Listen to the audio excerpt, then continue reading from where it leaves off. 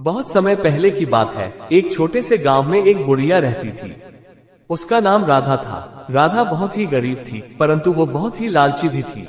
एक दिन गांव में एक साधु आया। साधु ने गांव वालों को सत्य और ईमानदारी की महत्वपूर्णता के बारे में बताया। वो कहते थे कि लालच से बचना चाहिए और अपने जीवन को सच्चाई और नेकी के मार्ग पर चलना चाहिए। राधा ने साधु की बातों को ध्यान से सुना, परंतु उसका लालच उसे छोड़ने का मन नहीं कर रहा था। उसे हमेशा अधिक धन और संपत्ति की तलाश रहती थी। एक दिन राधा ने सुना कि गांव के पास एक जादूगर आया है, जिसका ये कहना था कि वो किसी को जो चीज भी चाहे वो दे सकता है। राधा ने भी उस जादूगर के पास जाकर कहा, मुझे बहुत सारा धन चाहिए। जादूगर ने कहा, तुम एक बार मेरे साथ चलो, मैं तुम्हें वो सब कुछ दूंगा जो तुम चाहोगी। राधा ने जादूगर के साथ चलकर उससे धन और संपत्ति मांगी।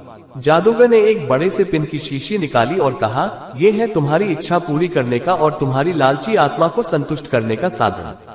राधा ने उस शीशी को खोला और देखा कि उसमें सिर्फ एक बूंद पानी थी।